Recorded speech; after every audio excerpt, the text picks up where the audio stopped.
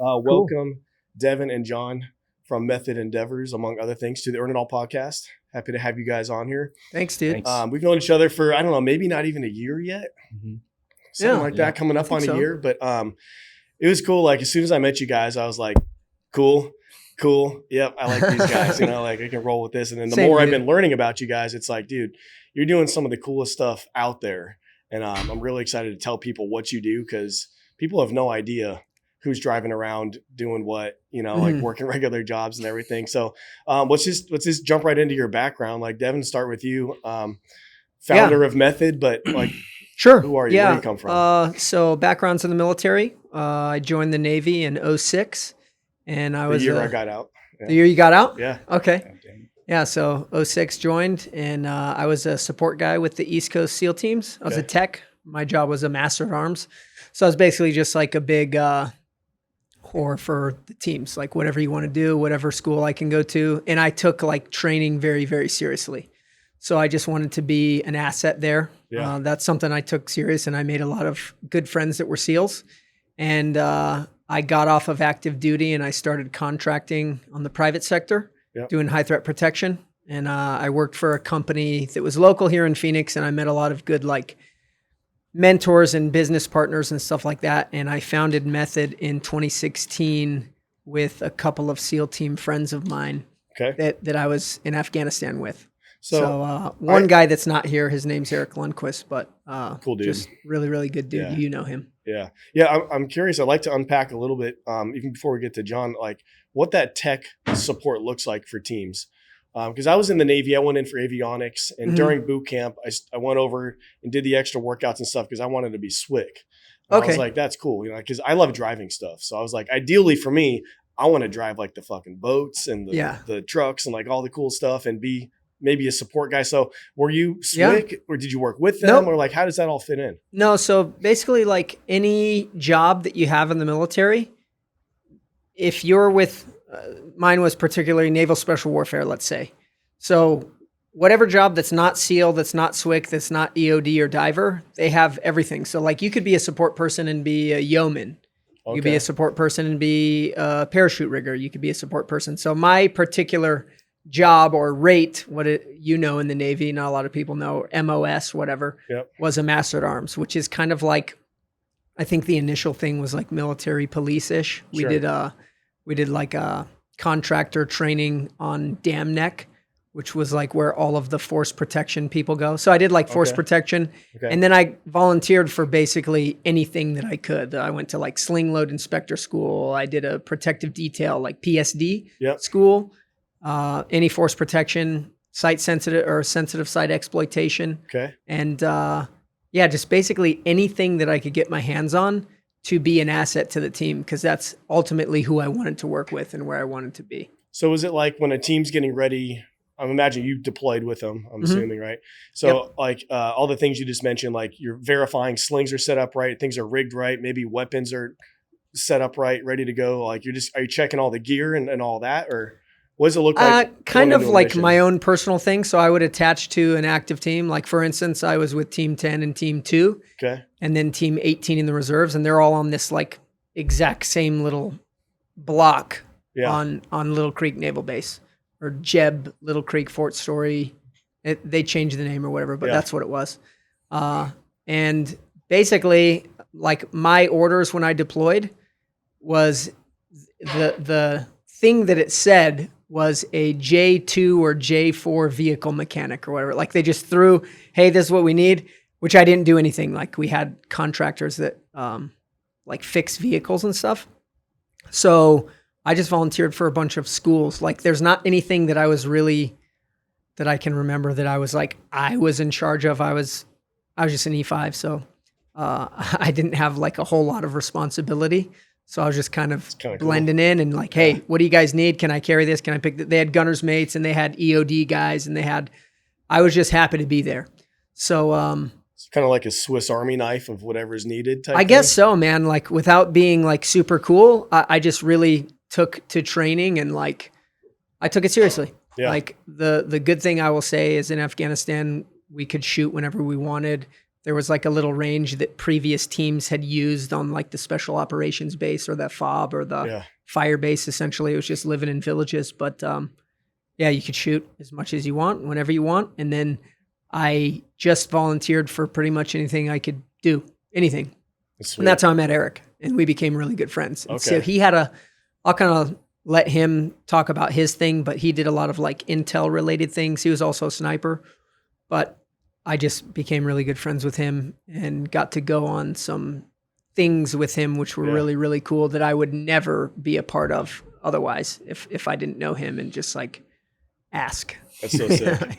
Yeah. You mentioned a couple of times training, which I'm a huge advocate for training and retraining and testing ourselves and all of that with everything, with firearms, with our bodies, with our minds and all that stuff. And that obviously is carried over. We'll talk about method because you guys, in my opinion, are like the best trainers out there. Because a trainer is like not necessarily just the best operator. It's how can you get the message across? How can you communicate effectively to people that maybe know nothing about what you're teaching or a little bit or a lot? And you guys seem to have a very good way of like reading the room and each person and really meeting them where they're at, which makes a great trainer and a great leader. Thanks. Thank you. Yeah, we appreciate that because that's something that we try to have good chemistry back and forth, like on delivering the message, like showing proficiency, like, okay, can these guys do what they're showing people how to do or what they're teaching? Right. But can they also, like you said, get the message across? So I like to have a good mix of that. Yeah. So that's a nice compliment. So it's not just going over someone's head. Not just like, hey, check this out. Bang, bang, bang, bang, bang. And they're like, what the hell just happened? Yeah, okay, I'll do it. But awesome. That makes sense. And that's helpful. That's helpful for us because we always want to improve and make sure that people are not only learning while they're there, but they're retaining or it makes sense to them. So we like to provide like a lot of video feedback too. And like, okay, here's what you did at this particular angle, or here's how your grip was or whatever. Right. Yeah. And like you heard it when we were teaching that one time, we start off every class the same, saying like, we hold it as a conversation, less more so as a instruction. It's already like a pretty vulnerable thing to talk about firearms. And now we're talking about clearing houses or whatever. Right. So to be able to have that, not just a one-way street, but like two-way street of, of a conversation. That's how we hold classes. Yeah, for sure. And I've been a part of a couple different kinds now. So I've got to see you guys, how you instruct professionals, border patrol, sheriff, and all that kind of stuff. I've been on the receiving end of some practice rounds, and see how that actually being works. OP4, yeah, that's cool. And of course, we've been a part of training civilians. A lot of them that had no firearm experience at our True North retreat a couple weeks ago. So I've seen you guys do both. So it's really neat. Cool. And so John, you were not Navy or Army, right? No, yeah, different path. Yeah, a little different. I wanted to go in the Navy initially, but my ASVAB score said otherwise by 1 point. I mean, let's be real. Everyone wants to go in the Navy. Right? I think that's a good, the SEAL route's always a good starting point. Yeah. No, but I grew up in 2nd Ranger Battalion. I was an Army Ranger, did a couple stints with them, and then keep it short, got out, met Devin at a shooting or through mutual friends, but I worked at a shooting range and got my experience of being a shooting instructor over there. And then Devin and I crossed paths and became a training director for Method Endeavors. Now I'm pursuing college to go in the psychology route. That's badass. Most importantly, I'm a father. So I think that's congrats, man. Yeah. That's super cool. So let's unpack what it means to be a Ranger a little bit. Cause there's, Navy guy, I don't know a ton about it. You got Army, you have Rangers, you have Airborne, you have CAG, you have all these different things. Like, so what did you do? What is a Ranger? Yeah. So, basically Army Rangers, 75th Ranger Regiment are the world's premier direct action raid force. Like, no one knows. Yeah, no. Well, no one knows. But now everyone knows. Nobody knows. That was basically like you take someone and we have a bunch of different MOSs. I served as a 11 Bravo or an infantryman, but a bunch of MOSs in Ranger Regiment, and you basically become the best at it. And it's just such a competitive nature. It's a great place to grow up and just really just learn about the world, learn about yourself, and you're a bunch of different alphas over there. It's a very alpha oriented type. I imagine, yeah. So, but yeah, like we got really good at over the past 20 years of war, direct action. That's what I mean by direct action. It's the guys that are going in and basically stomping the place to the ground. Like we got really good at that. I joined towards the end of the war, so all those lessons learned in blood were kind of passed down to me, and I it'd be part of the reason why I teach so passionately now is because I refuse to let people forget about that type of stuff, and I don't want people to relearn that. You know what I mean? So, because from what I hear, I was listening to this guy, the sniper is a Reaper, is his name, the Reaper. You know, Nick Irving. Yeah, Nick. Yeah. And he was talking about, he was a Ranger too, right? Mm-hmm. He was talking about how Rangers would go into a new zone and basically stomp it down and clear it out before the Marines and regular Army came in. Is that kind of what you guys? Yeah. Is that what that means? Yeah. So the only reason why we're in special operations is because we do something better than any other unit, and that's seize an airfield. Believe it or not, if you think about it, if you seize an airfield in a country, you are allowing transportation to come in, basically a footprint in a whole country. Yeah. So it's a very important job that people need to get good at. So we're the best at it, and practicing that sucks. But it's awesome to see at the same time. But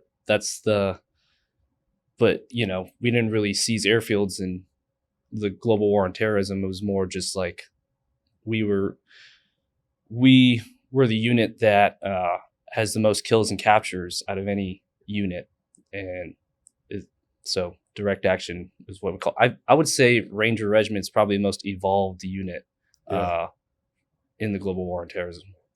Weren't they the most like utilized, like constantly deployed? Yeah, we were throughout GWAT. Yeah, constantly. I believe There was one battalion always just forward, just getting it in. So yeah, it was a constant cycle just going through. It was just a regular thing to deploy.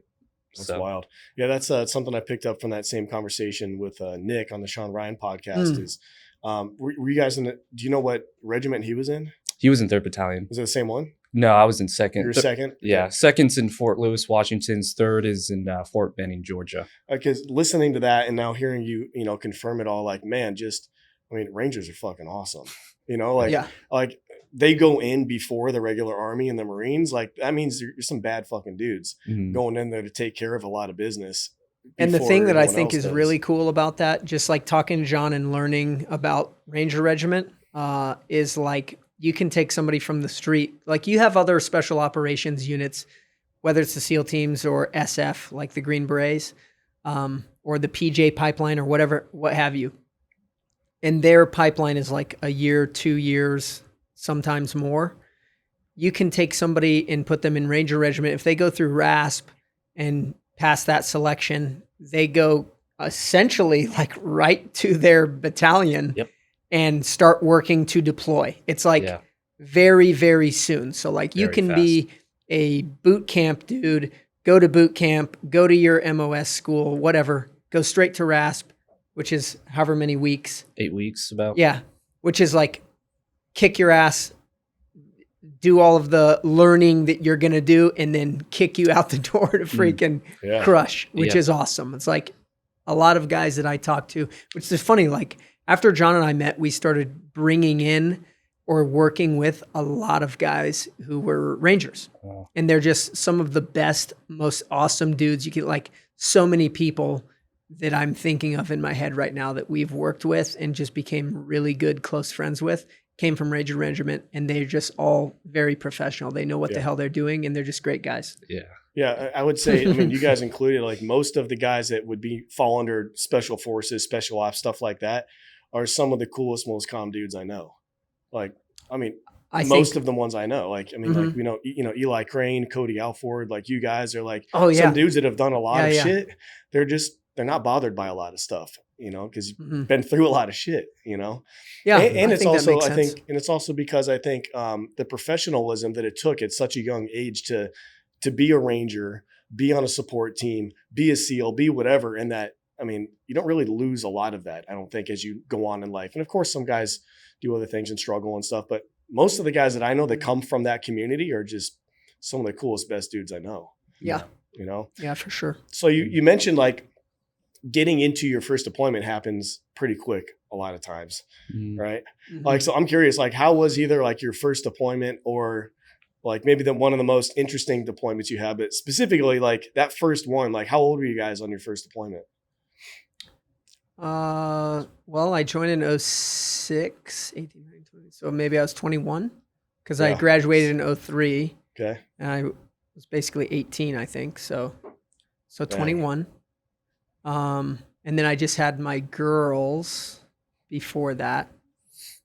So they were born in 2008. You have 2 kids?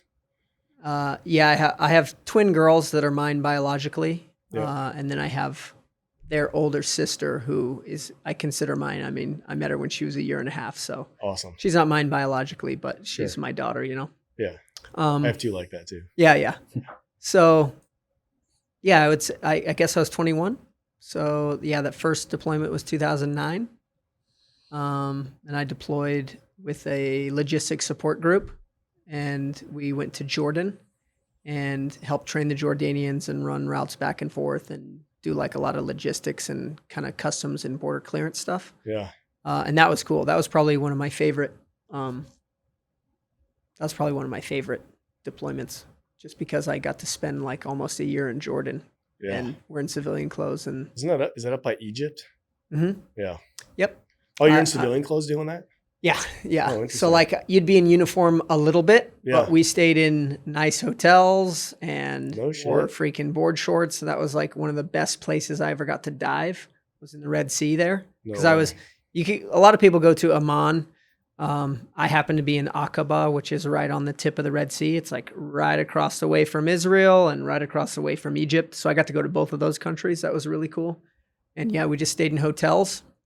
We'd fly back to Kuwait and like pay off our government travel card, Yep. government charge card.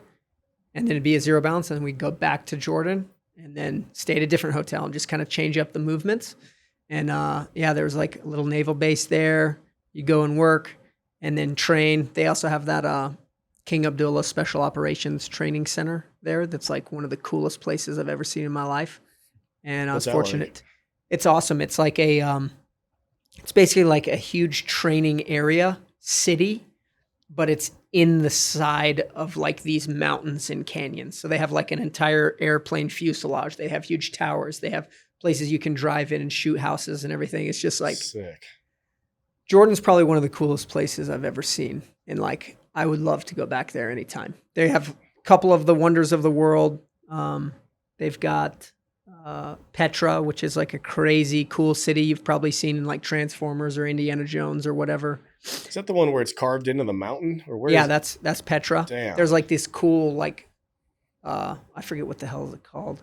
It's like there's a high place of sacrifice, and then there's this like treasury thing, and I don't know, it's just like crazy cool buildings that are just carved into the mountain. That's wild. And you could take the whole day like walking through it. And they had like waterways and stuff to like in ancient times. Like I don't even know how old it is. And then across the way from that, you have Wadi Rum, which was like this vast desert that looked kind of like the bottom of the ocean. So you could kind of see like biblical times. I don't know. There was like a great flood or whatever.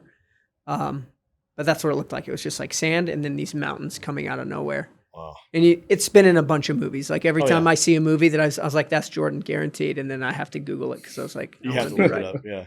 Were you like facial hair and everything, like civilian, or? Not quite. No, I wasn't quite like growing a beard or anything like Yeah. that. But I did have a little bit of relaxed standards that I wasn't like straight up military, Sure. like Marine Corps, freaking high and tight. Right. But yeah, that was just the best, man. Going to work, do your thing, and then board shorts and freaking Red Sea diving. I mean, see, that sounds cool. amazing. Like that It's sounds cool. like a vacation kind of. That's cool. It was for me, man. Yeah. Like, it was Nothing good. wrong with that. It was good. That's But yeah, cool. that was the first one, and that was about 11 months. Dude, that's nice. That's cool. Yeah. How about you? How was your first deployment? Uh, Same? Were you in board shorts and diving and all that? No. No, It was probably not. kind of yeah. Mine Yeah. was to Afghanistan. I was 19 years old. what kind of got me the most was how fast that kind of happened. Like, How fast you just got into it? yeah, like, so I just got home. I was on rear D while everyone else was forward. Rear D mean while everyone else is deployed, you have people that stay back and Sure. kind of do admin stuff, train, whatever. That's how it was when I first got to Atsugi, Japan. Mhm. Everyone was already out on the Kitty Hawk, the shitty kitty, we call it, the carrier. Mhm. And so I was basically back for a couple weeks just waiting. you Yeah. know, getting in trouble, cleaning stuff, just twirling thumbs, you know. Yeah. Yeah. But I just got back from visiting family from Christmas, and then like that Monday, they're like, "Hey, all these people are deploying." Called off a manifest. I was part of it, and the week after, from seeing my family, I was in Afghanistan. So it was like, dang, it really showed me as like a young man to like, wow, things can happen fast if Yeah. if you let it happen. Mhm. So that was very eye opening, and kind of seeing that culture. I went to Bagram or BAF, and kind of seeing, again, this was 2017, early 2017. So seeing all those years of war kind of in that place, like it was just Pile up. just another rotation for these people. Like it was just like, oh, I know this place very well. Like BAF was like a city for anyone that's been there. It's like you had to salute people, which caught me off guard. I'm like, we're in a war zone, dude. Really? Yeah. Mhm. So what was nice about it is like we had the luxury of having our own little footprint in BAF, and kind of isolated ourselves, got good food. But yeah, I just remember being like, wow, this is a reality check for sure. Like Yeah. I'm in a war zone right Did you now. get into any combat in that? No, that one we did not. Got snowed in. I was Snowed in? snowed in. Like it Really? was just like weather was too Snow. crazy. Yeah, it People snows don't over there. realize that about Afghanistan. It's Yeah. a freaking Oh, man. inhospitable, cold ass freaking mountainous terrain, right? Yeah, yeah. there's like low desert that's super, super hot, and then there's like super high mountain ranges that are Mhm. freezing cold, like crazy snow. Incredibly difficult to operate in, right? I mean, Yeah. just- Yeah, in like- the winter. But they'll Yeah. do Oh, it. dude, yeah. I'll take heat any day over cold. Yeah. Mhm. At the time, 2nd Battalion was on the rotation of the non-fighting season, so we were always at the winter time. Non-fighting season. So it was Yeah. pretty boring from what I heard. My buddies got to go out on target one time, but yeah, it was definitely eye opening. The most that same year, 2017, I was 20 at the time. Syria was very different in that sense. Afghanistan, I did a month. Syria, I did 4 months about, and that was going from Afghanistan to where I had such a good footprint, and like seeing decades worth of war, to Syria, where you didn't know. Like we worked with so many partner forces over there, but seeing a city get blown up basically for a month straight, that's You're watching it get blown up. yeah. And hearing, I'll still hear it if I think about it, but hearing the C-130 gunship hit Man. the city over and over again for a month straight. That was eye opening. It's kind of beautiful too, like in a way. War is very beautiful in a chaotic way, is how I describe it. Like no one wants it, but I remember when I first showed up, it's crazy. We were driving down a town, and like on the right side of it, there was a mosque, not even touched. Like it was like beautiful, beautiful place. And then you look to the left, and then other side of the road, there's like bullet holes. Buildings were, exploded in, whatever. It was just like that. That's what we're here for. Like Dang. it was a reality check, more so than Afghanistan. And being only deploying twice before the age of 21, I'm like, what the hell am I doing? You know? Yeah. So How many deployments did you end up doing? just those two. Yeah. After Syria, there's nothing left to prove, Yeah. so. So was that like during Syria, did you start to think like maybe I'll get out after this, or this is something you were getting hooked on, or like how did that kind of go? I saw just like,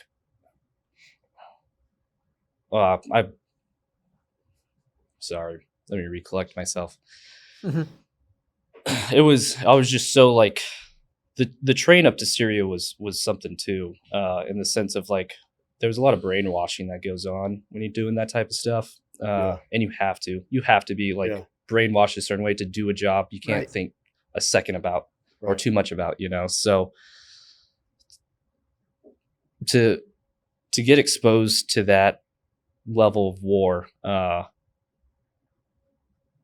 you draw it up in your head and it doesn't come out like how you wanted it to be, and you kind of lose yourself a little bit. Like, man, every expectation I ever had, that wasn't it, because you hear so many stories of guys that like going through rooms and doing what everyone wants to do. Right. For us in Syria, it was just, we're hanging rounds. Yeah, we killed a lot of guys, but that wasn't the war I wanted. I wanted to go like in a room. You wanted more action. Yeah, more direct. Yeah. Right. That's interesting what you said about how war is beautiful. And I imagine it's because when you're in it, like you just accept it for what it is. Like we're here doing some really off the wall kind of fucked up stuff, and it is what it is. I was rewatching Fury the other night. And when the young kid was tasked to clean out the tank after his buddy had basically been blown up in it, and he was losing his mind. Was just losing it. And he wanted to quit and give up, but like, dude, there's nowhere to go. And one of his other dudes, he was the mechanic, I think, on the tank, basically just got in his ass and was just like, fucking get it together. Like, this is what we're doing here. There's nowhere to go. There's no exit. Like if you don't join with us, like they were probably going to off him, like that was a pretty, could have been, so when you're in it, like you're in it, you just accept it for what it is. And if you're able to kind of just, okay, this is it. Maybe that's how we kind of just get through it. I don't know. I think so. It's like, I would say just for me, my Afghanistan experience was like 2011, 2012. Yeah. And it was probably the easiest, I don't want to say like easy, like there's no difficulty there, but it was just like, you don't have to worry about anything. Yeah. Like you don't have to, you were at work. You woke up, you're at work. If you needed to work out or you needed to sleep or whatever, you're already there. Yeah. You're there. Yeah. You fly in a helicopter and you go to this. We had it was called VSPs. We were doing village stability operations at the time, which was like by, with, and through the locals. So just kind of like living in a village. We had an AOB, which was like a advanced operations base, which was essentially in charge of like 8 or 9 VSPs.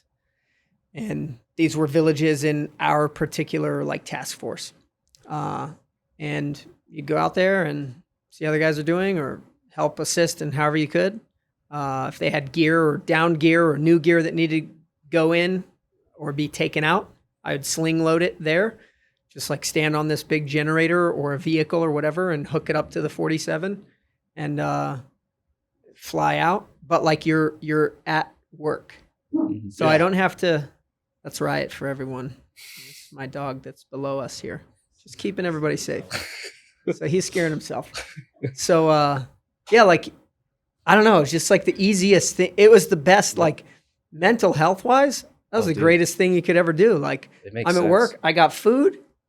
Food's good. Cool. Maybe there's a cook. Maybe there's not. Maybe you have MREs or whatever. But I feel pretty fortunate with what we had. The guys took care of us. It makes sense. Like I totally understand what you're saying in the sense you're there. Like nothing's traffic, bothering you. Yeah. There's no like no bills and rules of like the civilized world don't really apply. Like there's not a speed limit. Right. Like what John was saying about going to Bath or Bagram Airfield. You'd go to a huge base that had a really good like footprint established, and there's like speed limits, and people are walking around with their magazine out of their weapon, and it's slung around their back, and they're having they had fucking, I don't know if I can say that, but they had what are those PT belts? Yeah, dude. Yeah. What? Reflective belts and stuff. I was like, what the hell's going on? And we're just disheveled, with like t-shirts and stuff like that, Right. just living in a village or living at ease. Yeah, it's great. Yeah. Yeah. So everybody kind of left you alone. That was good. But yeah, like anywhere else, you're driving side by sides or any what do we have? MATVs. We had these things called SRATs, and then LTATVs, which is basically like a Polaris Razor or whatever. But yeah, there's no rules really. I mean, it's like no speed limit. There's no stress. There's something beautiful about that. I don't know. I can't. Oh yeah. But everybody who's ever done that, I think anyone that we've talked to or that I've talked to, look back on that and is just like, God dang, that was a freaking great time. It's like pure freedom. That was good. Yeah. There's a couple of similarities to what you said at first about being on a ship. Is like there's nowhere to go. So it's just kind of like, well, I'm stuck on this boat for, I think I was out for a little over 7 months was our biggest Nice. cruise. And it's like, the gym is here, the food is here, the jets are here, our mission is here, I sleep here. It's just kind of like, it is what it is. There it is. Yeah. You know, it's just whatever. Before you know it, like almost a year has gone by and you're like, well, all right. That's cool. Yeah. That's cool, man. Yeah. Were there any like good ports that you stopped in or anything? Oh, I mean, yeah, that's one of the benefits of the Navy. Okay. But I never got to experience it, dude. Yeah. I mean, I've been to the ports and been to some places, which was cool, but never like deployed on a ship or from a ship. So when I deployed, we would go on aircraft carriers. So I was assigned to a VFA 154 with the Black Knights. It was a fighter squadron. Mm-hmm. So we had fighter jets. So I did avionics, which was like radar, radios, a lot of weapons. It's called an IWT team leader, integrated weapons team leader. So we would have to go simulate all these different weapons that the jet was capable of carrying the next day. Mm-hmm. So that way they knew if they got called for a JDAM or a Sidewinder or an AIM-120 or anything, they knew that exact jet had just been checked and signed off. We're ready to fire that munition. Cool. So we were doing that every freaking day, every night, just to be ready. And then when it came time to load up, we'd help the guys load up sometimes, get it up there. And I think my favorite part of that whole thing that I did out at sea was a final checker on the flight deck, which meant, so as an avionics guy, I would have a cable, like a cord that I could hook up and talk to the pilot if he needed codes like encrypto or something, to make sure the radios are working and all that. But then I would get to go with the plane over to the catapult and do what everyone sees on Top Gun, where you just kind of look at final check, kneel down, do the thing and shoot it off. And it goes almost right over you, it's in front of you. That's pretty cool. That was the coolest friggin' thing.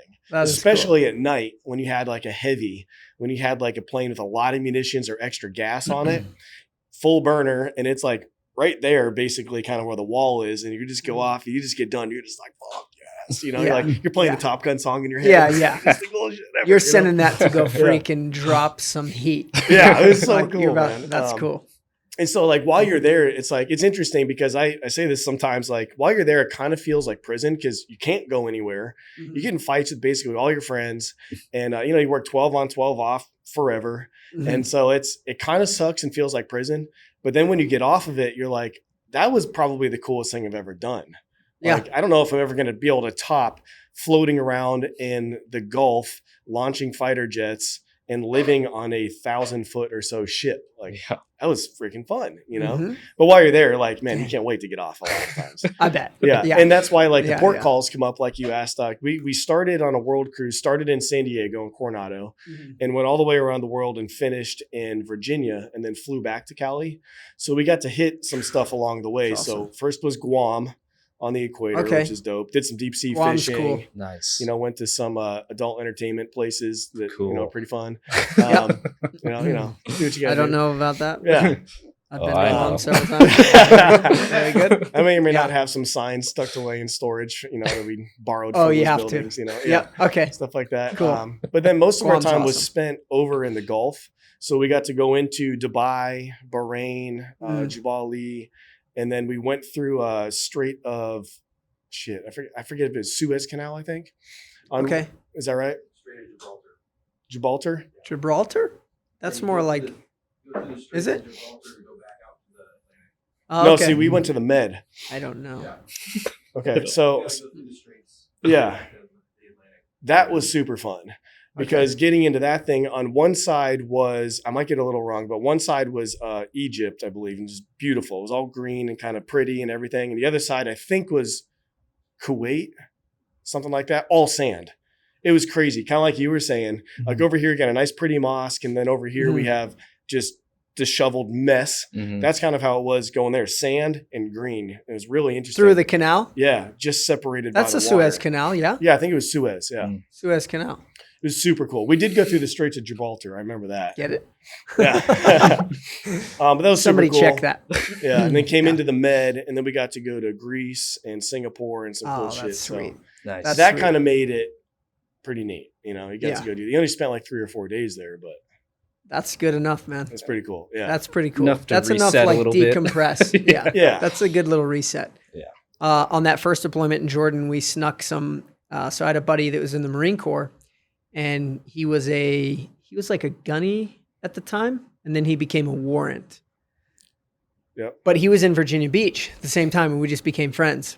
Well, when I was in Jordan training with those dudes, he was also in Jordan on an LHA. Is that a ship? Yeah. Seems like it. Yeah. He was on one of those. Seems like it. Yeah. So I was in the Navy.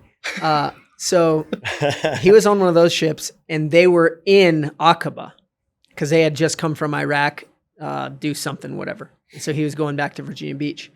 And he's like, I don't know, dude, I don't know if we can get off the ship. And I don't know what's going on. I was like, hey, look, we're just going to pull up in the rental car, just cross the quarter deck, whatever, say whatever you got to say. You're a gunny or you're a warrant at this point. Like, just friggin' let's go, dude. Yeah, just act like you own the And place. so we came and picked them up. They came off the ship, whatever. We came and picked them up, and they looked like exactly like Marines. Mhm. They had freaking polo shirts on, and their haircut so good. I was like, all right, guys, we're gonna go to some places. And it's Nerds. just yeah. yeah. But we had just the greatest time. Yeah. We just took them out all night. They had really cool hookah bars and coffee shops, and they had Nice. a really badass pizza place actually Yeah. in Aqaba. And just took them out on the town for a night and got back on the ship in the morning. And I guess they got in a little bit of trouble, but it wasn't anything bad. I mean, You know, everybody gets they're in back. some sort of trouble. Yeah. You You have to. Did you or your gotta teams get in ever trouble. go out to like a carrier for anything while you guys were in I there? did once to Hawaii. Like we left from San Diego. Didn't go on the carrier at all. We just basically flew there Yeah. and hung out for a couple days, waited for the ship to get there, I guess, and then did some cool like VBSS type stuff, just training. Cool. I just remember this one thing that we experienced in the Gulf that I don't think I've ever brought up to anybody. But you're the perfect guys to bring it up with. Is we were out in the Gulf, Mhm. and I was on the flight deck during flight ops, and they basically said everyone clear the deck except for non-essential personnel. So I was like, well, cool, I'm staying here. This is my job. And we had Nice. some choppers land, and a team essentially got out, but all black, full beards, black, no emblems, no names, literally nothing on them, just black. And they pulled out some guys that were wearing, what do you call like the white kind of, I don't want to say dress, but kind of like the one piece that they would wear over in the Middle East and sandals, Yeah. the kind of that classic Middle Like Eastern a dish dasha. type thing. Mhm. And they had hoods over their heads, and they took them down to the brig. And right after they did that, we went down to eat, and everywhere that they had taken them through the ship was covered with butcher paper, like thick, 3 foot wide or so butcher paper, so they couldn't see anything. They didn't want to see anything, so we could see they went down, they fed them, and then took them to the brig. But we never heard them again. Don't know when they left. Don't know who they were, what they did, nothing like that. But it's pretty interesting to have these guys get out in like full gear, like staring at us, like, you're not coming over here. I know it's your ship, Yeah, But yeah. it was interesting because, I mean, again, no camo, just all black, no nothing. And they just had these prisoners. And then who knows when they left, but they left at some point. Yeah, So I don't know if Nice. that, it's pretty good. I don't know if Sounds that fun. was like a CAG type thing, if that was a CIA type thing. I don't know what that was. Yeah. It could have been SEAL team guy. What year about? This is Like, this should have been on our oh. 05 deployment. 05? Yeah. Yeah, so 05 guys were wearing like DCUs still, and some of them were wearing like Army ACUs. So I guess all black. Maybe Yeah. it could have been some CAG guy. Who And it was knows, like- dude? like There's so many beards- units that yeah. were doing shit like And that. like beards bigger than mine, Yeah. long hair, That's just good. straight up like, That's great. yeah, That's it was the best. really I cool. like it. Yeah. Yeah. That's all Um, the fun stuff that everybody That's what everyone likes wants to and do. wants to do, and Yeah. whether they admit it or not is I mean, that's the cool shit. That's what the Yeah. books and movies are written about. Yeah. That's cool Yeah. stuff. cool. All right. So you guys you're in, you don't know each other while you're in, right? You're Nope. separation for years and all that stuff. And, Right. and so you get out and, so you got out in what year? I transferred branches, so I'm actually not even out yet. That's right. Yeah. So you joined his team, right? Yeah, I joined the Army side. Yeah. Okay. Yeah. I transferred branches in 2018. Okay. And I have like 2006 to 26. Yeah. So a little over 2 years. Yep. Till I can retire. I probably won't. I don't know. It just depends on how like nonsensical it gets. Yeah. Like there's a certain level of freedom and autonomy of like running your own company and kind of like doing your own thing to then be either made to or pretend that you're like fully committed to this thing that isn't really what it used to be, in my opinion. For everybody out there who's still like serving, I still do the same thing, but luckily, so I'm doing it part-time. I'm in the Guard now. I'm an infantryman, just 11 Bravo dude with an airborne unit. And I'm just going to chill. I'm going to chill and go to schools and just use every bit of schooling in the Army that I can, just to. I still like it. I like the team. I like the guys. I really enjoy it. And I believe in certain aspects of it. But I'm going to use this last couple of years to kind of like do my thing as much as I can to help further either the guys that are getting out and transitioning. That's like a really big thing, I think, is people that are getting out, they don't really know what the civilian world is like. And so that's kind of one of the reasons Method exists, is to give direction and purpose to guys that are getting out. Yeah. Guys and gals, doesn't matter. But people who have that camaraderie or that brotherhood that they are missing once they get out. Yeah. And so this gives them similar type work. It gives them a similar type brotherhood and like camaraderie, like I said. So I don't know.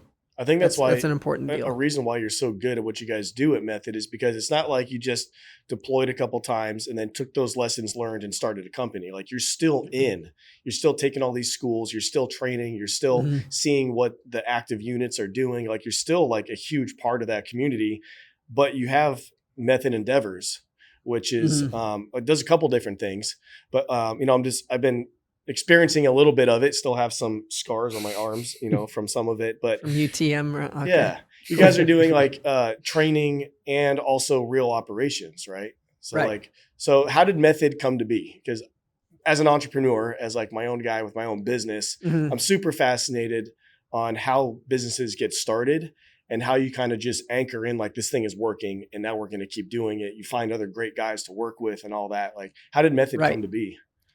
So I'll hit one thing really quick just because John reminded me of it. And then I'll talk about how Method kind of started, because I think it goes hand in hand. So like the other reason for the military things, speaking of the military and like still being connected and being part of it, is like all of those things that we did for 20 plus years. I see a lot of guys getting out and then just kind of doing something that is completely unrelated. Yeah. And they're kind of taking a lot of those lessons with them and not giving it to the people who are still there. Yes. So the other thing that I want to try and do, and that's why I still try to stay connected, I don't have as much experience as a lot of these guys who've done 15, 20 deployments or more. Yeah. But I do have a lot of experience and I do have a lot of retention when it comes to like those lessons learned, and I study those. So I want to give it, when we're doing our training, which I'll talk about, I want to give those lessons and I want to keep those lessons alive so that we don't lose them and have to repeat them. If we have to repeat them and make a mistake, I want us to make those mistakes and screw it up in training so that we're not doing it again and somebody's not making that mistake as if we haven't done it before. Like we don't have to learn that lesson. And so I want to bridge that gap because I feel like they're just kind of separating with like those lessons that we learned and the stuff that we did the past 20 years. And I get it, like certain aspects of warfare have changed, which is what we're adapting to. And we'll talk about that. But I don't want those lessons to be forgotten. Yes. And have to be relearned with young Marines or young soldiers or young airmen or whatever. I don't want that to have to be relearned and other people lose their life when they didn't have to. Well, yeah, that's a big problem with that is if we lose those lessons, we're talking about an industry that literally your life is on the line. Mhm. You know, that what you just described there has also been happening in the aerospace world where I was at. After the Navy, I worked at Really? Lockheed Martin for 10 years. Okay. And we worked on fighter jets, flight testing, F-22 and F-35s, Awesome. pushing those jets to their max and beyond and collecting data and seeing what happens. Because if, for example, if there's a brand new F-22 fighter jet and they say that it can go this fast at this altitude and pull this amount of G's and still successfully drop a JDAM, they think that's the level. We have to go higher, faster, more G's and drop it and just literally see what happens. Wow. And so I mentioned that because that's been going on in that space, like, you know, talk Area 51 and all these spots where they do all this classified stuff. A lot of those, call them old heads, if you will, the guys with all the experience are retiring and they're not necessarily passing a lot of that stuff down. And that is absolutely coming out now when it even comes to the maintainability and serviceability of these new fighter jets. You got brand spanking new people with no experience, but Jim Bob just retired with 55 years experience, didn't really hardly pass any of that on. And there's a huge problem maintaining and keeping these jets airworthy. Yeah. And so now when it comes back Makes to you sense. guys, it's like, dude, if you're taking all these guys with all these decades of real experience and it's not being passed down to new guys, that means new guys are at a more high probability of dying or doing something that maybe they're not necessarily like screwing up, but they just don't know. They don't have that experience passed down. So I love how you're doing that. And you can stay at the tip of the spear and keep training and keep teaching. I think that's ultra important. Yeah. Kind of keep your hand on the pulse of like what's going on currently. Yeah. What are people doing that's different? What is working? And trying to stay relevant and like up to speed, up to date on current tactics. Yeah. That guys are using right now in the field, whether they're our friends in law enforcement, our team doing operations, or our guys that are active duty. Right. So with all that being said, I guess how Method came to be is when I got off active duty, I started doing contracting. So I did high threat protection all over the world for diplomats or dignitaries or high net worth individuals. So that was primarily what we did. We did some surveillance. We did some other special activities type stuff that had to do with intel. Yeah. But for the most part, that was it. I did that for a number of years. And through that, I developed relationships with these clients. And these clients became like really good friends of mine. So instead of asking for the company that I worked for, they ended up just texting me directly and asking me or asking for me. So I would accompany them to different countries or different meetings or different whatever. Is it like kind of like a bodyguard? Are you doing surveillance? Essentially, yeah. Are you doing Some kind of people call it anything, everything? executive protection. Yeah. It's called PSD, protective security detail, or personal security detail, whatever you want to call it. But yeah, Right. that's what it is. But I did it in a capacity, sometimes overtly, where it's like, hey, that's the security guy, like wearing full kit or like looking like a security dude. Right. Or more like subtly, like one in particular, I remember I was essentially this guy's chief of staff. I wore a business suit and I could have the conversations with people and did that, Right. but I was his security. And we became good friends after that for quite a few of these clients. So they began asking for me. And then I had some that were like business people because I didn't really know much about business. And were like, hey, man, you really should start your own LLC. Like you really should do this. And maybe you work for the company, but you could be a contractor and it be paid through your company. So I was like, okay.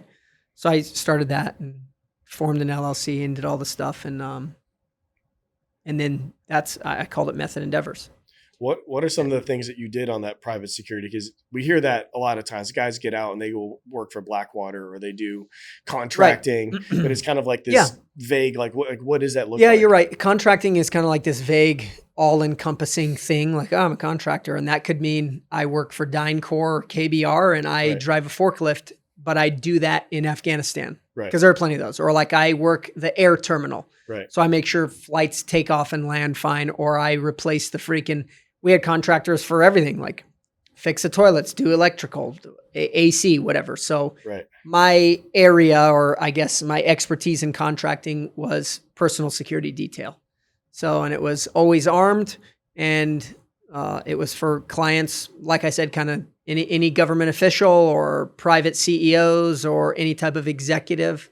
That was it. Is it primarily still overseas in dangerous areas, or is this in like LA? I'd say half and half. Yeah. Half and half. Yeah. Sometimes we would go And it depends on the client too. So Yeah. sometimes it would be like, oh, you go to a hotel and you make sure that they're cool in their big board meetings and their like events. Like some big companies like GE or something, they have like a huge convention. Yeah. And so you're making sure that their top 2 people are protected and supervised at all times, essentially. Because there's a lot of like corporate espionage too, where they're Oh, yeah. like, yeah, there's people like, I had another guy, I won't say his name right now, but he kind of helped start, from what I understand, he helped start SpaceX with Elon Musk. And he's local to Arizona. And he's a very good man. He's a very good friend of mine.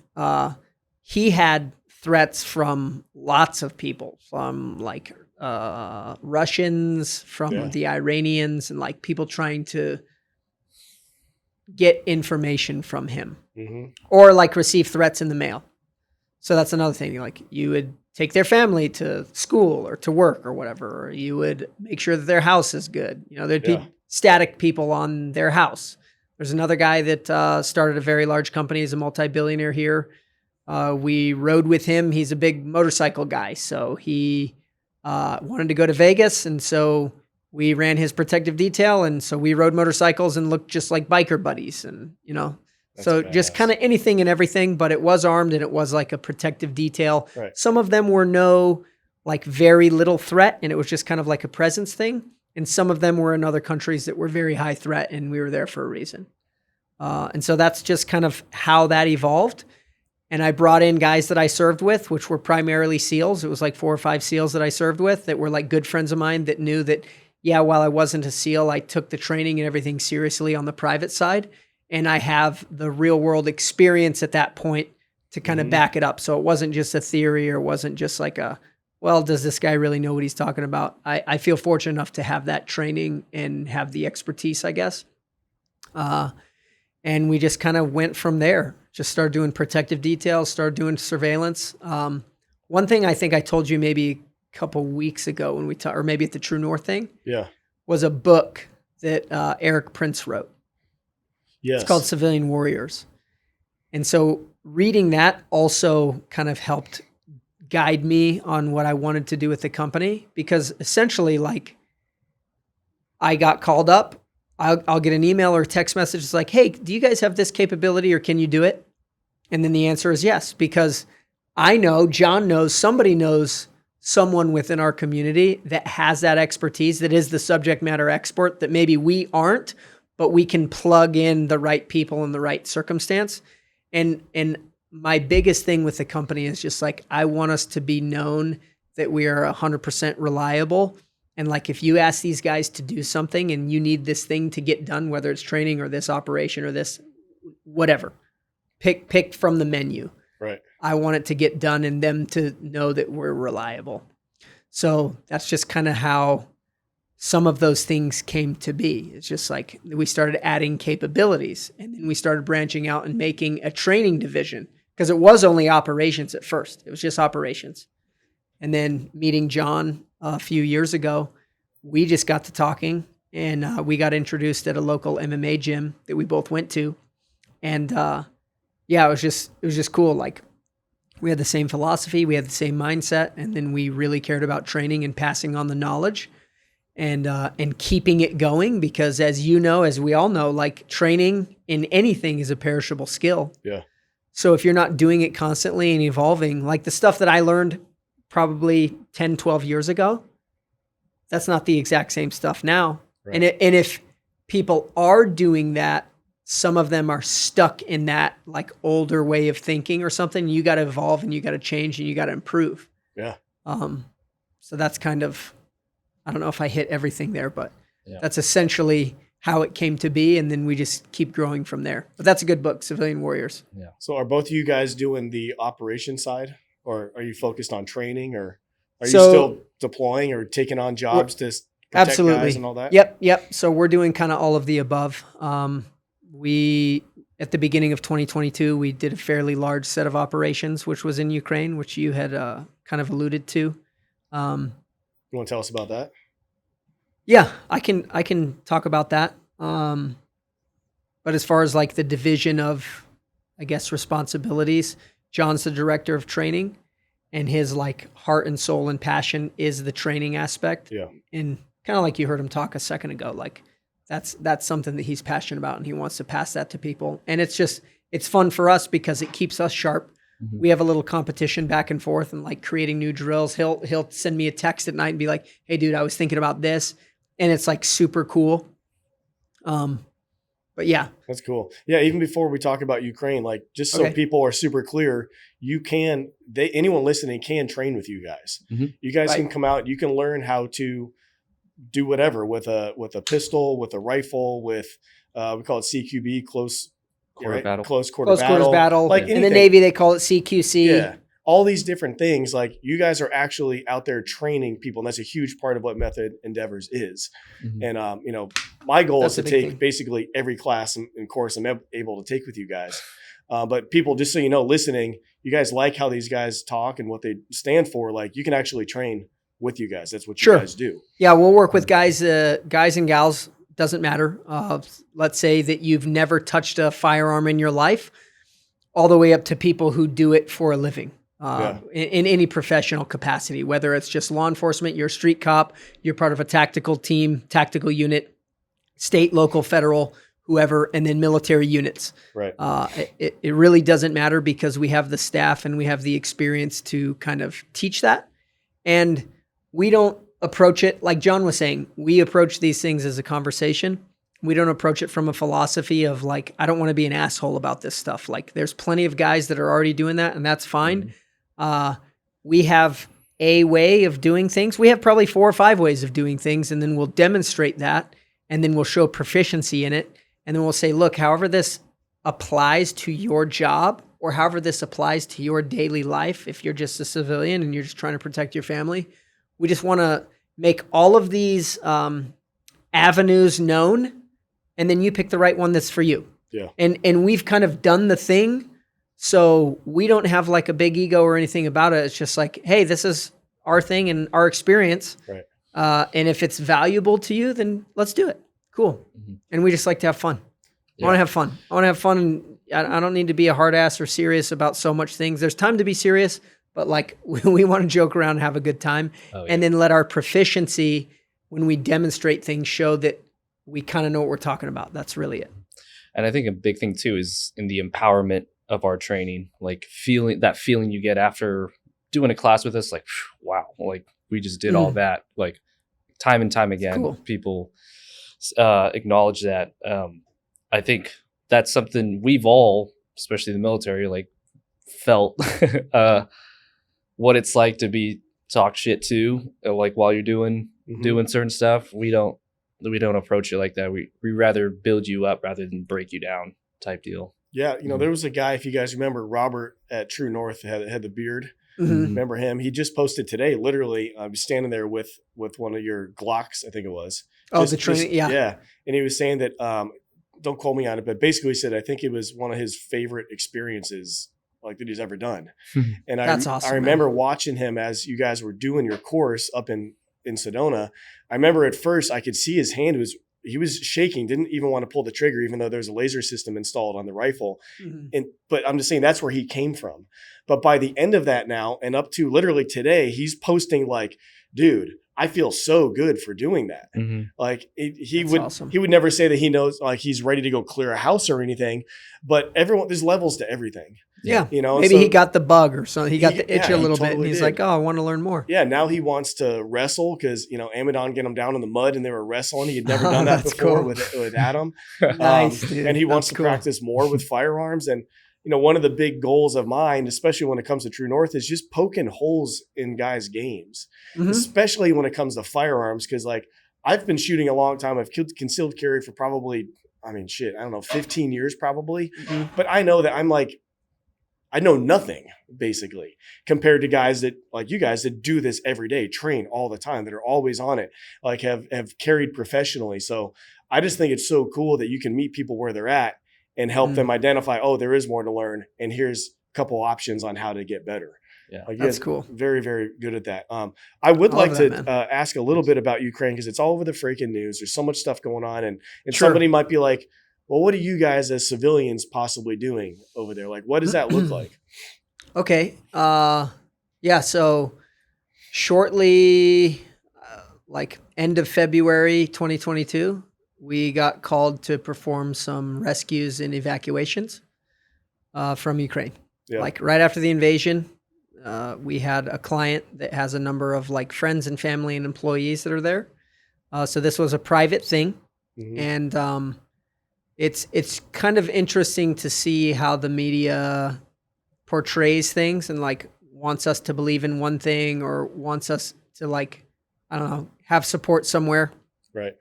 Our thoughts were like, well, number one, this is something that we know how to do and we can do. And I think no matter what avenue or side you're on with anything, like it would be cool to get people out of places that are being bombed. Totally. So, okay, cool. And I think it's fair to get paid for that. So that's what we did. We were hired by a couple of private organizations to get their people out.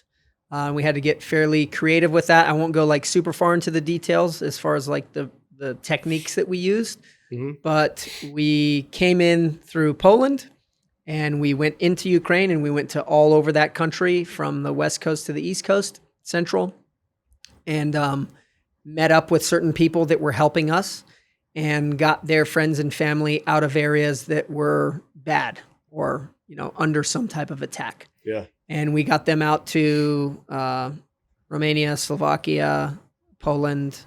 I think that's it. It's about 100 people, right? Yeah, a little over 100 people. That's awesome. Between these two organizations. And then we just kind of got to see what was going on the ground. And then some of their Ministry of Defense found out who we were. And we started talking and kind of seeing what their challenges were, what they were dealing with. And like, hey, can you guys teach us some stuff or whatever? So that kind of evolved into another thing, which is still kind of ongoing at this point, which is kind of cool. And maybe I can go into that like on another date or something. Stay down, Bob.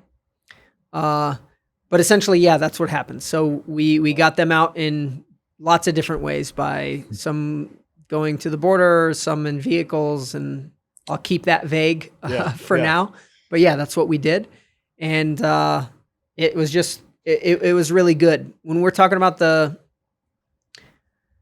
I guess I'm trying to think of how to put this. So people will have their opinions of like, well, we're giving them billions of dollars or whatever, right? So I can see that. I also can see like the looks on people's faces and when we reunite them with their family in a place that's not getting bombed.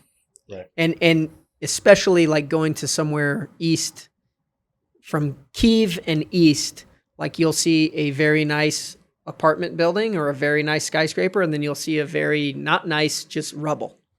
And that's like recent. That's not like 20 years of war or something and infighting and all this other stuff. That's like just happened. There's like bridges that are gone and construction crews are actively like putting new pavement around the downed bridge, like it's just some wonky way, just because like whatever. And people are still living their life. They still have a job and they still have things to do. And there's like, there's curfew and stuff like that. But my thought is, well, in the military, especially GWAT, I really hate the way that we left people in Afghanistan. And that's definitely not my choice or anybody that we work with or anybody that works with Methods' choice. Yeah. Like if I'm there to help someone and do something, I'm not going to leave that person behind, and I'm not just going to leave them and be like, hey, see ya. Hey, thanks. Right. See ya 20 more years, have a good day. Yeah. So it became something that I think is very important to note, which is like, it wasn't something that we were told to do. We joined for a reason in the military, right? And this is the best way that I think I can explain it, or at least my thought process at this moment. So we were told to do something, whether people believe in it or not, like I saw what it was like, John saw what it was like in Afghanistan, and the way that people were appreciative and or not, I guess. And then we did a very good job. In fact, well, one of the weird things is I went to Afghanistan the first time in like July of 2011. Now, that was a weird thing because we killed bin Laden in May of 2011. Mm. So I was on a deployment workup going like, oh shit, so I guess we're not going? Like, we got him. We didn't get it. Like, I didn't, obviously, but our guys did. So, like, are we still doing this? Or I guess it's over. Like, he's dead. They're like, no, you're still going. And then we ended up doing the village stability stuff. Yeah. So that was kind of weird. And then, obviously, August 6th, that was like right after I got there. That was extortion 17 or 17. So that was kind of crazy. And I was like, shit, that's a whole bunch of guys. And so then we withdraw and you're like, damn, what was all that for? Like, we just left people. So on the private side, and I guess what I'm getting to with the whole Ukraine thing is we were asked to do something to help people. And we, being autonomous people that can make our own decisions and what we think is morally right and wrong, we made the decision to go in and rescue people. Yeah. And it was great. That's awesome. It was really, really good. And that is one thing I will say about running your own business and running your own company is you get to make those decisions. You get to make those rules. And it's not for a political reason. It's not for a freaking donor's reason. It's not for whatever. It's because it's the right thing to do. And whatever your opinion is, like, I don't think a country should invade another country that is a country that exists. Like, okay, whether they want to be, that's like, my thought is, hey, look, I want to be friends with this guy because he's kind of cool and nice. And they're like, you don't be friends with that guy. I'm like, okay, but he's my friend.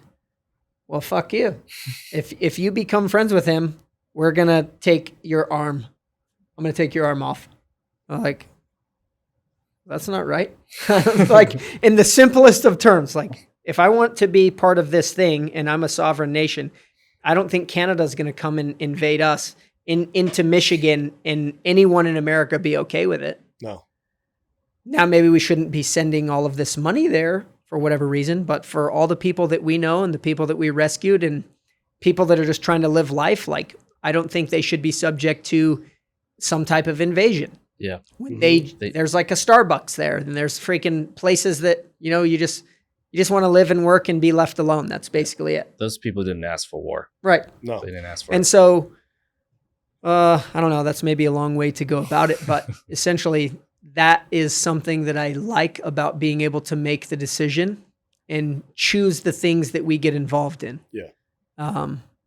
Instead of just orders. Instead of just orders. Yeah. Instead of just orders. And then maybe, like a lot of stuff that we did in Afghanistan, that I personally did in Afghanistan, I'm very proud of and happy about, which is great because the Taliban were people that we killed because they were killing women and children. And if they had a certain level of education, weren't allowed to have that. Yeah, so, like, sense. I agree with everything there.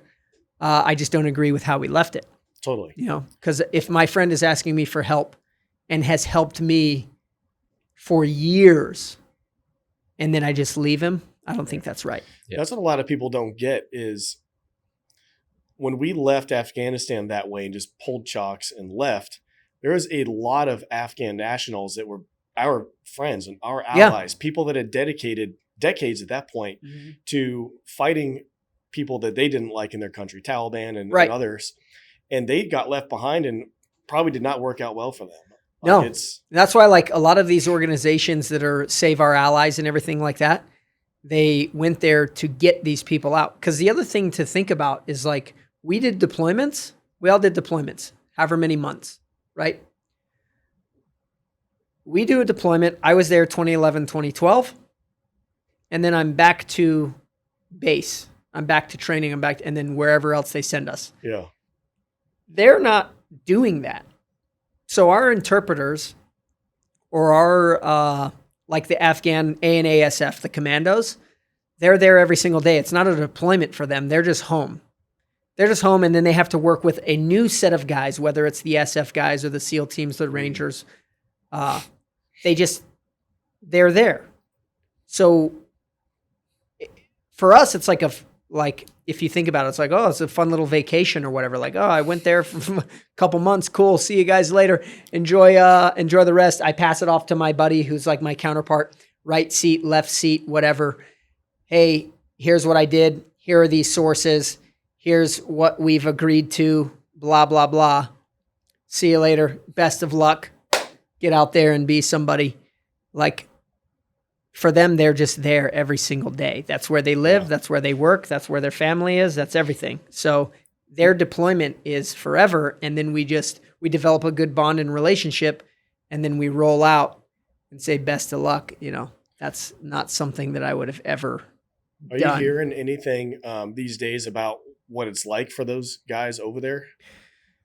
Just from friends, from friends that kind of know the situation, or like podcasts that we listen to with friends that are like mutual friends of ours. Because I was just hearing, I'm sure you guys have heard, like we've been sending millions of dollars a week over to Taliban over there, because that's essentially the new government. Yeah. And I also just heard one 40 to 80 million or something like that. Yeah. And now it's confirmed. Yeah. And now they're essentially paying the families of guys that we have killed in combat as kind of like a sorry or something. Like, it's, I don't know. It seems like a really strange situation that I don't know if anyone really grasps. Yeah. You know? Yeah. I think, well, a lot of this stuff is coming from some of the interviews we see with Sean Ryan. Yeah. And, like the amounts and the numbers that are going over there. But yeah, that's exactly it. It's good intel. Hey, it's proven to be, you know, accurate afterwards, which is just wild. I would just like the ability to, like, any of those funds could go to a group of veterans or a nonprofit or something to go and help our people that are still there that we left, instead of just like, hey, sorry, please don't hurt us, or whatever the issue is with just paying the Taliban that much money. Well, they're essentially the new government. Yeah. Which is wild. So why did we send all of these guys over there for 20 years, lose thousands of guys, you know, ruin so many people, like Americans' lives over it, and now we just give up and pay them to be the government? It's like, so did we lose? Like, yeah, it's crazy. I don't feel right about it. Yeah. So all that to say, with the whole Ukraine thing, is it feels good to make a decision for yourself, and then everybody be on board, because none of our guys were forced to do anything like that. And also, if you're going to do something dangerous, I also believe in paying them very well. So that's another, that's a good thing, I guess, incentive wise, if people still kind of like that. Yeah. Like, I still like being involved at every level. And maybe someday I won't. Maybe someday I'll just kind of hand the reins off and let somebody do it, and I'll just kind of run the company. But I feel like if I have the knowledge or the experience and maybe the skill set, my personal view is that I also have the obligation or the responsibility to do that. Like, if I'm going to go in somewhere that's unknown, because that whole Ukraine thing, beginning of 22, that was unknown. Yeah. That was like, there was no SOP. There was no somebody to tell me how to do the job. That was us going there and figuring it out and making the relationships and doing these back channel, whatever, like just getting creative. We'll talk offline at some point and just kind of say some of the wild stuff that happened. Yeah. That takes a certain type of person, I think. It's not somebody that can just be like, you know, a lot of people just like take orders. Like, what do you want me to do? You got to like think and make some decisions and make some shit happen. But there wasn't like a playbook. There wasn't any. So now we're able to make that decision to do something that we think is right without being told what to do, and just had to go and do it. I feel like there was something else I was going to go with there, but I lost it. Well, coming from a guy that was not special ops like myself, the way I sometimes describe what special forces or ops means is that words. It's special. It's outside the box. It's kind of MacGyver sometimes. It's figuring it out. There is no playbook or SOP or anything. I think that's originally how the SEAL teams came to be. It's like, I don't know, like, okay, that M16 kind of sucks. I actually want it shorter. I want this kind of grip and sight. Like, I just want to do special stuff to accomplish this weird kind of unsolvable mission. You know, we have to figure it out. But I think that's how I look at special forces. It's outside the box. It's being very good at what you do, but also just figure it out however the fuck you need to figure it out. Yeah, like whatever the task is or whatever needs to be accomplished, we need to accomplish that by any means necessary. By any means. And it helps to have people that have some other experiences and other avenues. Yeah. I think that's kind of something that I was going with that. It's like making sure, oh yeah, it attracts that type of person. Yeah. So like we have a bunch of really good dudes that didn't have to do any of this stuff. Right. Now it helps, like I want guys to be taken care of for what they're doing and make it worthwhile, especially if it's going to be something dangerous or potentially dangerous. Now, a lot of the rescues and stuff weren't, I mean, they could be if a place was under attack. Luckily, nobody was hurt or anything like that, and we got everybody saved. But all of the guys were there because we had all worked together at some point, or someone that I worked with vouched for this person, and we just kind of did a quick interview, and they were either there with us figuring it out, or they were given a plane ticket and sent home.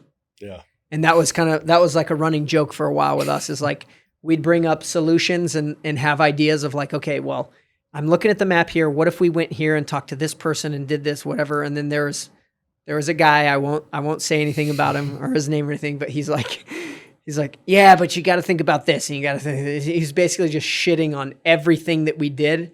Mm-hmm. And my thoughts between me and John and Eric were like, why the hell are you here? Is he here? Yeah. I'm here to solve problems, not like come up. I can tell you a million ways it can't be done. I need to find one or two ways that it can be done. Right. And I need you to help contribute to that. Yeah. Yeah. Otherwise, it's plane ticket. That was our joke. Plane ticket. Window or aisle? That's my next question for you. Yeah. I love that. So question for both of you guys here is, if you look out around the world, it's damn near on fire, like freaking everywhere. You got Ukraine and Russia. You have Venezuela. North Korea is always recently somewhat of a problem. Who knows what China's going to be up to. According to someone, they're our greatest ally. Yeah. We share a very great alliance. There's a lot of weird, crazy shit going on out there, yeah, in the world. And for sure. It's kind of like a tinderbox. Like, who knows what's going to happen. And we all know, I mean, you guys especially know, like how bad nuclear weapons are. If there's one, basically everyone's done because of all the preset things that are going to happen. There's 82 flying back to North Korea if they shoot one and all this stuff. And I bring that up because what would you guys tell people that are like, man, I don't know what's going to happen. How does the average guy or girl out there, the average family person, prepare? What do they need to train on? What do they need to think about? And, we don't have to go too far down like a prepper rabbit hole, but just like if someone today is like, you know what, I like what you guys stand for and how you talk and what you do. There's a lot of craziness happening in the world. What is some stuff that people should really think about for being quote unquote prepared? And I know that's pretty vague, but we don't have a direct axis, threat or anything coming at us. Yeah. Like I think one thing, I don't know that that we are the complete expert on this, but I think to control those things that you can control, because some of this other stuff, like you can't. The right. Israel, the Ukraine thing, the China and Taiwan thing, any of these numerous possibilities. Yeah. But the thing that you can control is your own physical fitness. You can control your preparedness, whether that be like food or water or fuel or something like that. And you can control you and your family's, I would say, your family care plan or your like action plan of preparedness. So you guys can control your physical fitness. You can control your training, which is being proficient with a firearm. I think that's a huge thing, is being proficient with a firearm, at least having one and knowing how to use it. Yeah. Because we got a lot of people after COVID, maybe during COVID, that millions of new gun owners, right? Yeah. Like some of our students have done that, like millions of new gun owners. Well, what did they do? They got it because they were afraid. They got it because they could, which they should. I believe they should.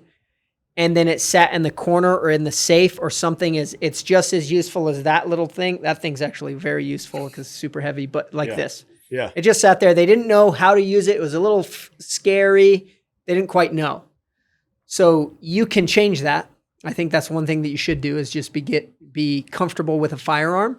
And that's one of the things that we drive home a lot is like, I don't want you leaving a class going, oh, that was cool and I'll never touch that thing again, or do like a $75 8-hour course. Here's the Arizona revised statute. Here's the law, to make them even more afraid of ever having to protect themselves. Right. Yeah. I want to put them in the mindset of the scenario and be like, this is a shoot situation. This is a no shoot situation, or whatever you think it is and why. So it gets them training that mental muscle and going through those repetitions. Again, going back to training, like I want you to screw it up, make the decision, make the mistake in training, so that if it ever happens, you have the confidence to grab that thing and protect yourself, protect your family if you can. Because outside of that, and again, I'm not the expert on this, but outside of those things, like your own family protection, because somebody's going to get elected and somebody's going to be the president and somebody's going to invade somewhere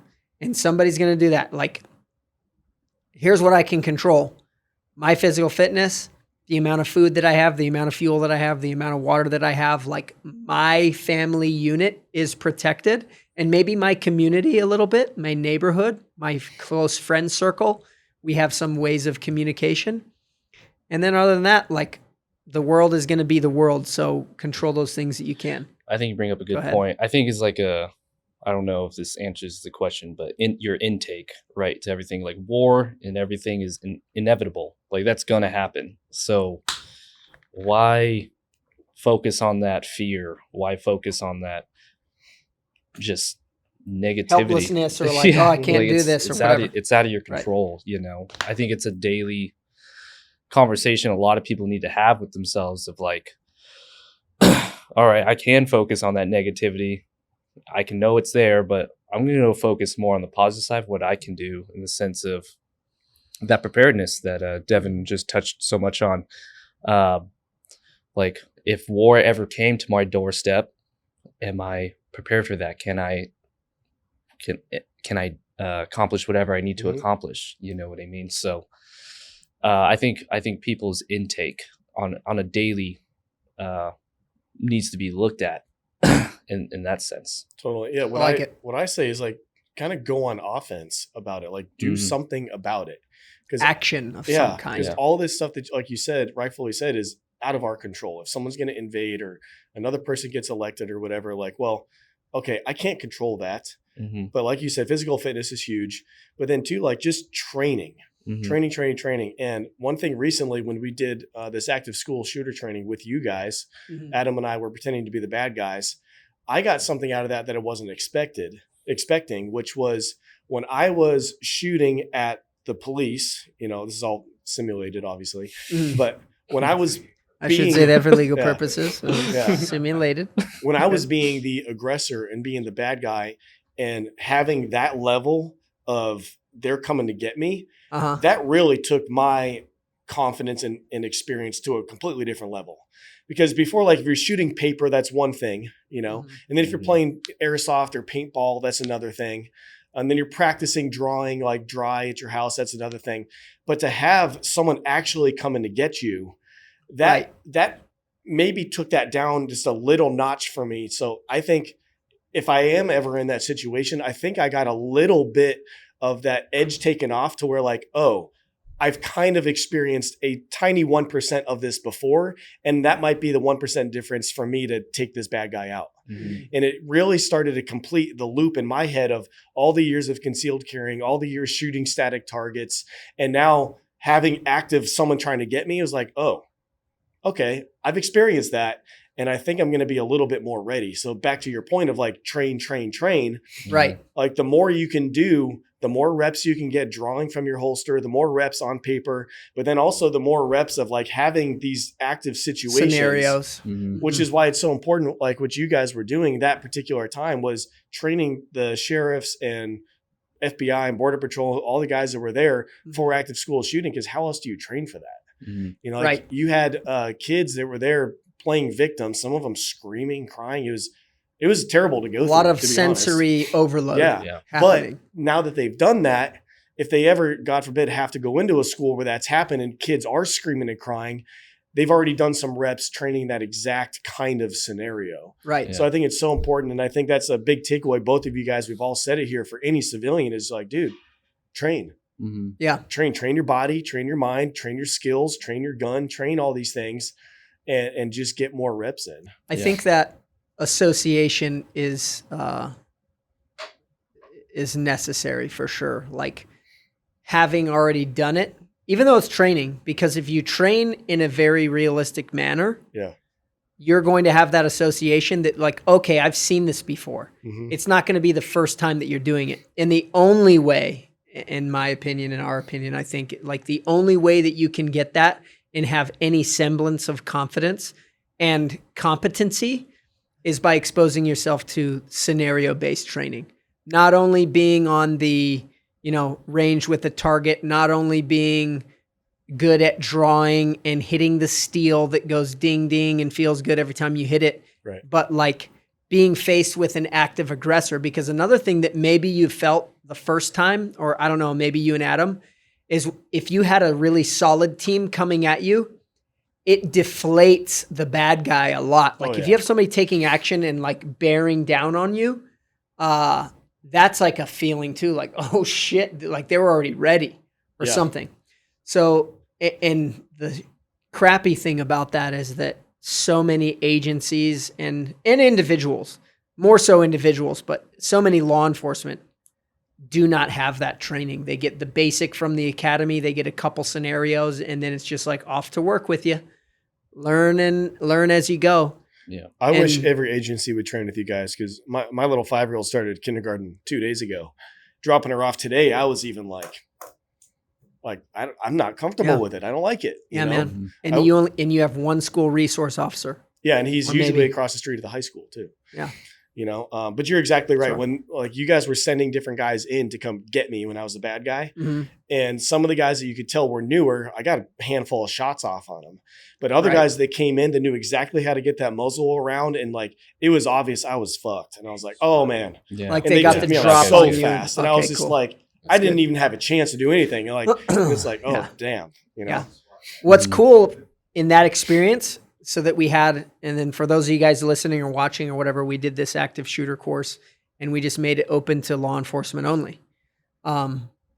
We do other stuff that's open to the public, but this one was specifically law enforcement. And it was really cool to see like the wide range of types of law enforcement. Yeah. Because we had local guys, we had state guys, we had federal guys, we had border patrol, we had their tactical unit, BORTAC, we had an FBI guy, a couple street cops, SWAT and guys. some SWAT guys from different agencies. And you got to see like the amount of their knowledge and their training. And the cool thing I will say is that this is something to think about if you are in law enforcement or if you're just somebody who wants to train. Like some of these departments paid for their personnel to go, which is like good on those departments, good on those agencies to take care of your people and like take those funds that you have to better your staff, to better your people. And really good on those officers and those people that showed up on their own dime because they knew it was important and they made it a priority. Yeah. And I think that's just so commendable. Like, we had a couple guys, I won't name them, but they were from Phoenix PD and they're partners and they work together all the time and we've become friends with them over the years. But they understand the importance because they work together all the time. And they had to request the time off. Phoenix is a big agency, man. Like I'm kind of like Undermanned. Hey, way undermanned. Yeah. They need to step it up with funding their people to get training. Yeah. But they took it on themselves. They took it upon themselves because they knew it was important. They made it a priority and they went and got trained. And they've done like quite a ton with us. 4 of our courses. Yeah. And that's the other thing too, is like, we don't want to get stagnant in our training. We want to take courses and see and apply and adopt those philosophies of guys that are still active, guys that are still doing it, guys that are learning those lessons and having that experience in, let's say, South Carolina or Florida right now. Like, what are they seeing day to day? If they have to go into a gang house or some other house and serve a high risk felony warrant, what does that look like for them recently, right now? Right. and then take those lessons and give it to everybody that we work with. But it's just, they need more training. They need more training. They need more scenario-based training. And it's just, I just wanted to shout out those guys, like a bunch of the people that came. Shout out to the agencies that paid for their people because they saw that was important. Or maybe they just have money and they're like, hey, swipe the credit card, whatever. That's fine. It helps us as a company because we have people to pay and we have courses to run and it costs money. And good on the officers for taking upon themselves if they didn't have their agency pay for it, which is just, it's really awesome to see. And we want to cultivate more of that thought process and mentality. And then you just have a great group of people who are training their asses off and having a good time. Yeah. I mean, you brought it up. We're all parents, and the most precious thing to us are our kids. And that, to me, like doing active shooter classes, like that's Absolutely a way of protecting my kid, protecting your kid, protecting your kid. Like that is a way, like, although I'm not law enforcement, I will do my best to make sure the law enforcement that are responding, because it could be anyone's kid that they're responding to. So that it hits home for me as a parent to give them the best product of training that they've probably ever seen. And we're fortunate enough to have that like special operations training to see how much detail, like how detailed that is. These guys don't, like these people, they kind of just do check in the box type training, and that's not enough. That's not going to be enough when it comes to game time decisions. So we want to bring as much realism to it. Like I think a big thing that we incorporate in our training is our the medical portion, because you're walking into mass casualty mass event. casualty. You're walking into that. So to not only appropriately respond to a shooter, now you got to dial it down now to stop the dying. So it's knowing that switch and whatnot. So yeah, I totally hear what you're saying when it comes to that parent mindset, like protective parent mindset. That's why I tell literally everybody about what you guys do, like especially like active cops and sheriffs and people, anyone I come across. I'm like, dude, go look at this, because I want you to have that training. Like, because if you're getting called, like if I have to call, it's because something's going wrong in my immediate area. I want them to be trained by the best to come in to handle it. Because like you said, you stop the killing, stop the dying, and then was it command and control after that? One thing I picked up from that last course. That's great. That's good, man. Yeah, because it's redacted. You know, it's very hard to like when you're exposed to it for the first time, especially with the volunteers that we had there, because we had the faculty and the students, you know, when you hear somebody screaming, sometimes that's hard to override and still push to that threat. Like if you hear somebody screaming, you want to help them, and then you just pass 4 people that are bleeding out. Yeah. If you're a protector, you have a natural inclination like you want to help that person. But if you hear pops and shots going off, you know that that's more people getting hurt or dying possibly. That's the priority. So that's the priority, is stopping the killing first. And then you have to come back and be able to treat people and get creative with that too. Because sometimes, I mean, like if you're responding to something like that, the crappy part of that is there's more than likely many casualties. Yeah. There's more than likely a lot of people injured and or dead, which is just terrible. One thing that I will say helped guys bring it home too was some friends of ours, Blake and Kyle. They have a company there on the East Coast. It's called Blue Bearing. At the end or at the beginning of one of the classes, Blake pulled out a picture of she's a little girl. He's like, I don't know her name and I don't know her family or her story or anything like that, but this is one of the children that died in Uvalde, and just kind of showed her picture to everybody. And it's like, this is what we're doing. It's like, it's quite literally like fighting evil. I think. Like for someone to go in there and do that for like 4, 5, 6, 7, anybody, 7-year-olds, 8-year-olds, whatever. Yeah. Like we need to have overwhelming violence of action in that type of response, because we need to stop that immediately. And then that can go down a whole nother rabbit hole of like mental health and all this other crap. But But yeah, that was something that I think was very impactful. And I love those guys a lot, like especially what they're doing. So if anybody's listening to this, like check those guys out too. They do a really good program and they have really good experience. And they're on the east side. And they're on the east side. So we're going to have all the opportunities for people to find out when your courses are so they can look that up on the website and everything. Okay. Because I really do want all of my friends to train with you guys.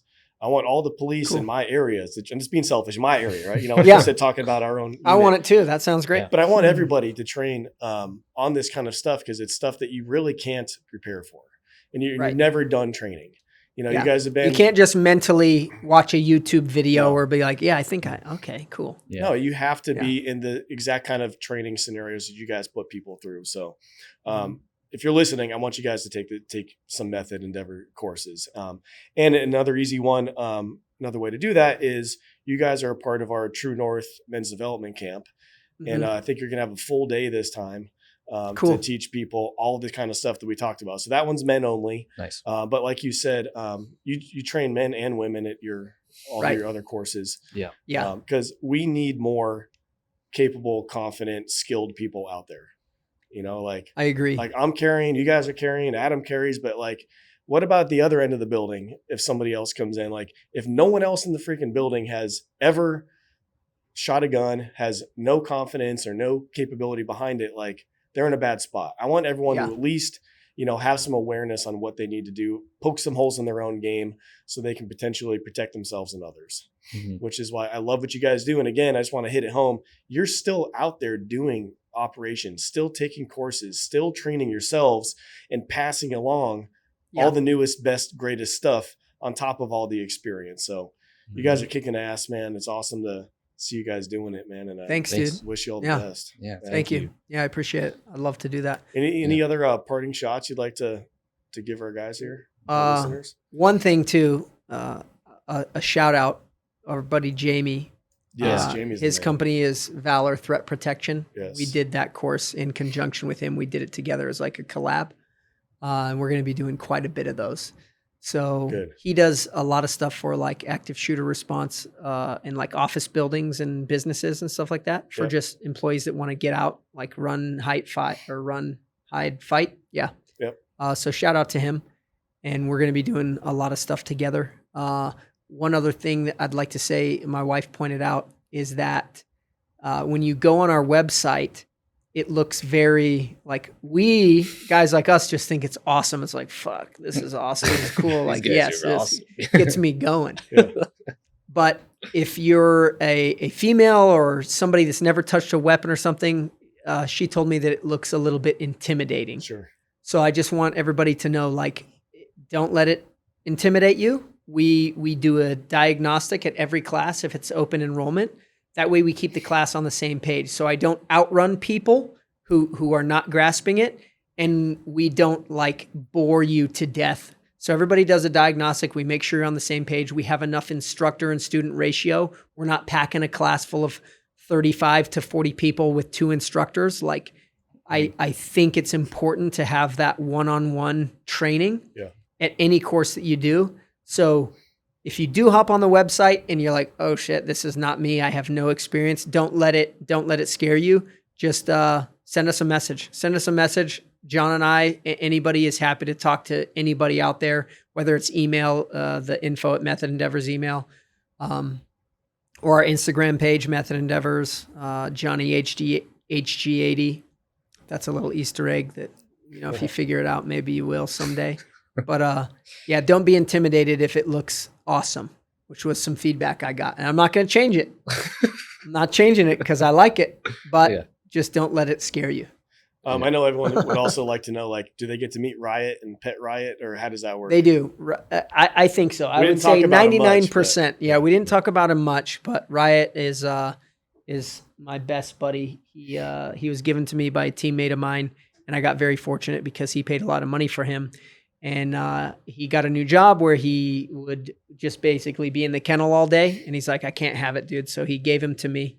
And so he goes everywhere. He goes on the plane. He goes to pretty much every course, whatever. He's He'll awesome. either be in the kennel in the AC or he'll be out walking around. So he's at the floor right now. You guys can see him, but yeah, they'll meet Riot. If you want to meet Riot, you can meet him. He's Okay, cool. the best buddy. Okay, good. That'd be the deciding factor for some Yeah, people. Yeah. that's it.